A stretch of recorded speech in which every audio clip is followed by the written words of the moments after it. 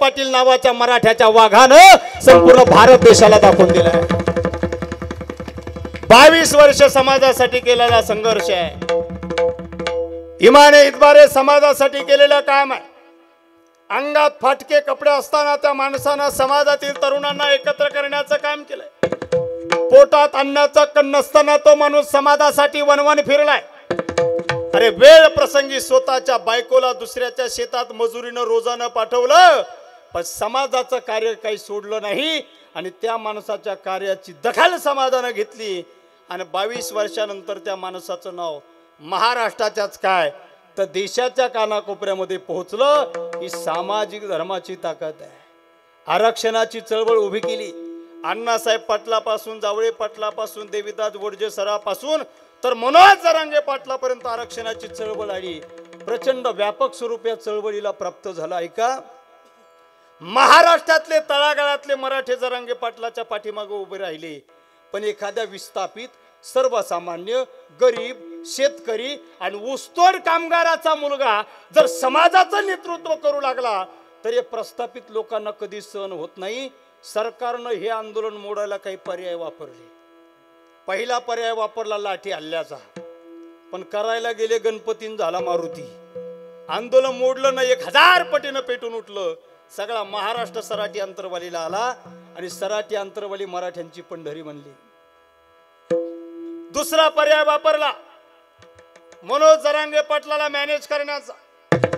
कुणी कानात येऊन बोलत होतं, त्यांनी सांगितलं कानात कुजबूज करायची नाही, जे काय बोलायचंय ते समाजाच्या समोर बोला. कुणी म्हणतं चला जरा बाजूला कोपऱ्यात चला आपण चहा घेऊ, त्यांनी सांगितलं कोपऱ्या कापऱ्यात मी येत नसतो. मॅनेज करण्याचा डाव सरकारचा फसला. सरकारनं तिसरा पर्याय वापरला जाती जातीत भांडणं लावण्याचा. आणि जाती जातीत भांडणं लावायला सरकारनं काही कुत्रे समाजात पाठवले, पण महाराष्ट्रातले 18 पगड जातीचे लोक आजही शिवछत्रपतीच्या विचारानं गुन्ह्या गोविंदानं नांदतात. म्हणून तर मराठ्याच्या विराट सभेत मुसलमानाची पोरं नाश्ता आणि चहा वाटप करत होती. म्हणून तर मराठ्याच्या विराट सभेमध्ये बौद्ध समाजाच्या माणसानं 2.5 एकर शेतात उभ्या पिकात नांगर घातला, सभेकरता जागा करून दिली. म्हणून तर धनगर समाजाच्या बांधवानं आपल्या शेतातलं पीक नांगरून टाकलं, सभेला जागा करून दिली. 18 पगड जातीचे लोक मनोज जरांगेंच्या पाठीशी सरकारला कळालं आणि जाती जातीत भांडणं लावण्याचा सरकारचा डाव सुद्धा फसला. पण महाराष्ट्रातल्या राज्य सरकार सारखं खतरनाक सरकार देशातल्या कोणत्याच राज्यात नाही. नाद नाही करायचा शिंदे साहेबांचा, नाद नाही करायचा अजितदादाचा, आणि देवेंद्र मामाचा तर नादच खुळा. अरे लय जबरदस्त. त्यांना वाटलं कुत्रे पाठवून काही मेळ बसत नाही, मग त्यांनी एक पिसाळलेला कुत्रा पाठवला. पिसाळलेला वरती पाहतो, खाली बोलवतो. त्याला खर्ज कळत नाही, पंचम कळत नाही, त्याला काहीच नाही कळत. अरे मराठ्यांना भेटत नाही रे. अरे काय रे त्या चकण्याचं नाव? सदावर्ते. सदा बके, सदा मराठ्यांच्या विरोधात बकत राहण्याचं काम करतो, विनाकारण भुंकण्याचं काम कायम कायम कायम भुंकतो. मला सांगा, समाजाला काही संयम असतो? समाजातली पोरं शांत असली तर कुणीतरी समाजामध्ये असं त्या ठिकाणी जाती जातीत भांडणं लावण्याचं काम करू नये, समाजाच्या विरोधात भूमिका घेण्याचं कुणीच काम करू नये. जरांगे पाटलाची सभा सराटी अंतरवालीला झाली. सगळ्या समाजाचे लोक पाठिंबा द्यायला होते. 1.5 कोटी लोक सभेला आले असं सगळ्यांचं म्हणणं आहे. सरकारनं जाहीर केलेला आकडा आहे. सरकार विरोधातला असून जर 1.5 कोटी मान्य करतं, कमीत कमी 2 कोटी लोक तिथं असतील. 1.5 कोटी लोकांची सभा झाली, सगळ्यांनी मान्य केली. कोणत्याच पक्षाचा नेता 8 दिवस झोपत नव्हता, ते सगळे फोटो झूम करू करू पाहत होता. आता तोच प्रश्न सदावर्तीला विचारला. ज्या मनोज जरांगेवर तुम्ही टीका करता, त्या मनोज जरांगेच्या सभेला 1.5 कोटी लोक आले, ते म्हणतं कसं? मनोज जरांगेच्या सभेकडे मी जत्रा म्हणून पाहतो. अरे चकण्या, हे सगळे मराठे तुझ्याकडे कुत्रा म्हणून पाहते.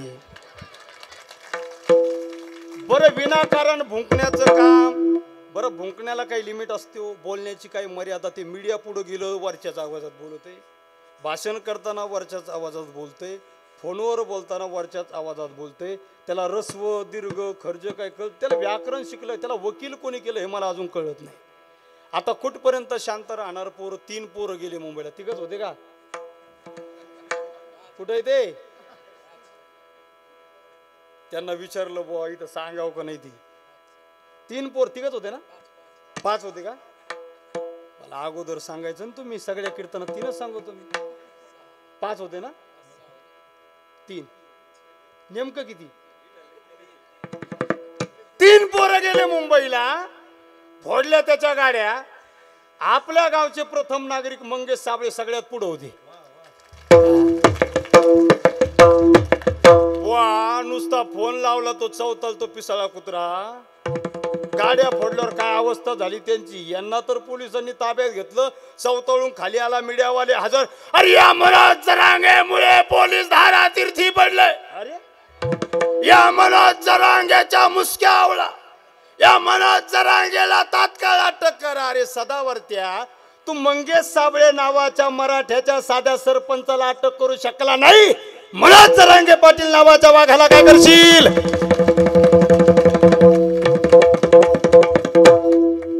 यांनी गाड्या फोडल्या, हे लगेच सुटले. दुसऱ्या दिवशी परिणाम पुन्हा मीडियावाले त्याच्याकडे, पुन्हा तेच प्रश्न. सदावर्तेजी, ज्या मनोज जरांगेवर तुम्ही टीका करता त्याच्या सभेला 1.5 कोटी लोक आले होते. मीडियावाले लय हुशार, तोच प्रश्न पुन्हा विचारला. ते काय म्हणतो माहिती का? मनोज जरांगे माझा भाऊ आहे. तुम्ही तर त्यांच्या सभेला जत्रा म्हटली होती. मी जत्रा यासाठी म्हटलो, मी वर्षातून एकदा गावाकडे जात असतो. आमच्या गावाकडे जत्रा भरते.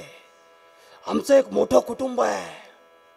माझी आई दारू बनवते, माझे वडील बाल गुन्हेगार होते, माझे 2 चुलते डाकू होते, माझी आजी तर एवढी हँडसम दिसायची, ती रशियन मुलीलाही लाजवेल एवढी सुंदर दिसायची. बर बर बर बर, तुम्ही मनोज जरांगेच्या सभेला जत्रा का म्हटली? मी महादेवाच्या मंदिरात जत्रेला गेलो, तर जत्रेत महादेवाचं मंदिर आहे. मनोज जरांगे मराठ्याचा देवच आहे ना. पिस्तुल्या, काल तो अटक करा म्हणत होता, आज तू देव मानायला लागला. मंगेश साबळेच्या तावडीत नुसत्या तुझ्या गाड्या सापडल्या, तू मनोज जरांगे देव म्हणायला लागला. मंगेश साबळेच्या तावडीत तू सापडला असता तर लोटांगण घेत आंतरवालीला यावं लागलं असतं तुला. विनाकारण भुंकण्याचं काम महाराज. पण आमची पण प्रवृत्ती आहे, मऊ मेना होणे आम्ही विष्णुदास. जोपर्यंत मऊ आहे तेव्हा मेनापेक्षाही मऊ आहे. आज ज्यावेळी पुढची स्टेप येईल ना, कठीण वज्र असं भेदवायचे, वज्रालाही भेदून टाकण्याची क्षमता आहे मराठ्यामध्ये. ते जाऊ द्या सदावरती, ते चकण्या त्याचं ते कसा. अरे त्याने ते चष्मा कुठून आणला मला काय अजून पता लागला नाही बुवा. मला ते त्याच्याकडे 2-3 गोष्टी अशा आहे महाराज, त्या जगात कोणाकडत नाही. सदावर्तीने गाढवीन पाळलेली आहे आणि ते दररोज गाढविणीचं दूध पितो. आणि त्याचं असं मत आहे की गाढविणीचं दूध पिलं की माणसाला बुद्धी येते, असं तो म्हणतो. हे जसं मी कीर्तनात 4 महिन्यांनी सांगतो, लोकांना वाटतं महाराज काही सांगत आहे. आता 15 दिवसापूर्वी त्याची मीडियावर मुलाखत झाली, त्याला तोच प्रश्न पत्रकारांनी विचारला. तो काय म्हणे माहिती का? मी नांदेडला होतो तेव्हा गाढवीन होते, आता नाही.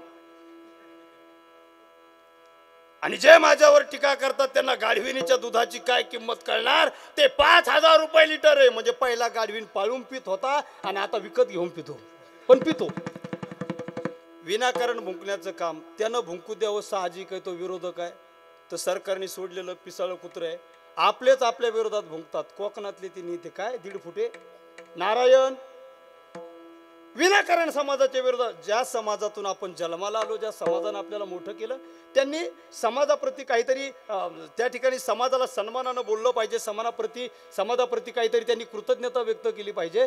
मनोज जरांगे पाटलांनी आंदोलन उभा केलं, यांच्या पोटात दुखायला लागले, यांनी पैसे देऊन सभेत लोक गोळा होत नाही, यांच्या सभेला लाखो लोक जमायला लागले. ते मनोज जरांगे पाटलाच्या विरोध. मनोज जरांगेने आमचा काही ठेका घेतला काय? आम्ही 96 कोळी मराठा आहे, आम्हाला कुणबी प्रमाणपत्र नको. कोकणात कुणबी मराठा आणि 96 कोळी मराठा रोटी बेटी व्यवहार होत नाही. आम्ही का सुईरी करायला आलो कर तिकडे? आम्हाला 96 कोळी मराठी असल्यामुळे कुणबी प्रमाणपत्र नको. मग राणे साहेब, तुम्ही जर 96 कोळी आहात तर 41 वर्षाचा तुमचा आमदार असणारा नितेश राणे नावाचा टिल्लू तो ओबीसी कसा? याचं उत्तर तुम्ही आम्हाला द्या. ते पुन्हा म्हणतं काय मनोज जरांगे पाटलाला, मनोज जरांगेने विचार करून बोल. त्याचे ते लाल डोळे असं ते बोलतो ते त्याच्या आवेशामध्ये. मनोज जरांगेने विचार करून बोलावं. आपली उंची किती, आपण बोलतो किती, म्हणतो कोण, नारायण राणे.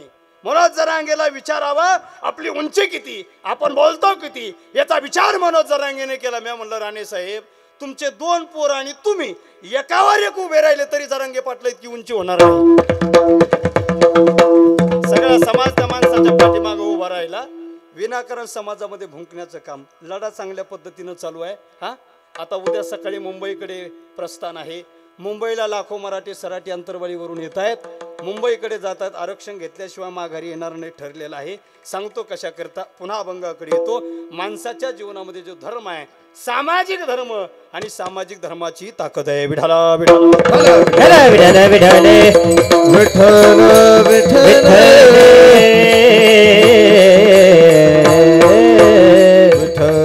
माणसाच्या जीवनामध्ये धर्माचं पालन करणं अत्यंत महत्वाचं असतं. आपण ज्या धर्मात जन्माला आलो त्या धर्माचा अभिमान आपल्याला असला पाहिजे. धर्माचं रक्षण करायला तर देव अवतरित होतो, पण धर्माच्या पालनामध्ये, धर्माच्या रक्षणामध्ये आपला सुद्धा वाटा असला पाहिजे. आपण जर धर्माचं रक्षण करू गेला तर धर्म आपलं रक्षण केल्याशिवाय राहत नाही. कारण ते संतांचं ब्रीद वाक्य, ते शास्त्राचं ब्रीद वाक्य आहे. 350 वर्षापूर्वी या महाराष्ट्राच्या मातीमध्ये राजाधिराज छत्रपती शिवरायांनी हिंदवी स्वराज्याची स्थापना केली होती. दुर्दैवी परिस्थितीमध्ये श्री महाराजांना स्वराज्य निर्माण केलं होतं. महाराजांना स्वराज्य निर्माण केलं त्या अगोदर या महाराष्ट्राची परिस्थिती अत्यंत बिकट होती. घरट्यातील पक्षी सुरक्षित नव्हते की गोठ्यातील जनावर सुरक्षित नव्हते. मंदिरातील देव देवतांच्या मूर्ती सुरक्षित नव्हत्या की घराघरातील माता भगिनी सुरक्षित नव्हत्या. जिकडे तिकडे आकांत मांडला होता दुश्मनाने, आकांत. आणि अशा आकांत मांडलेल्या दुर्दैवी परिस्थितीमध्ये ज्याने स्वतःच्या मनगटाच्या जोरावर हिंदवी स्वराज्याची स्थापना केली, औरंगजेब घायाळ केला, अफजलाचा कोथळा काढला, शाहिस्त्याची बोटं छाटली आणि अशा सर्व दुश्मनांचा नाश करून सह्याद्रीचा चक्रवर्ती सम्राट झाला. अशा धर्मवीर, कर्मवीर, शूरवीर, दानवीर छत्रपती शिवरायाला सर्वांनी जोरदार टाळ्या वाजवून मानाचा मुजरा करा मायबा. अशा छत्रपती शिवरायांनी 350 वर्षापूर्वी या महाराष्ट्राच्या मातीमध्ये हिंदवी स्वराज्याची स्थापना केली. 18 पगड जातीचे मावळे सोबत घेतले होते. एक एक रणमर्द जिगरबाज मावळा श्री महाराजांच्या खांद्याला खांदा लावून स्वराज्यासाठी झुंजत होता, लढत होता. राजा मी जातो, जाऊन भिडतो, दुश्मनाशी करतो त्या दुश्मनाची माती. राजा मी मेलो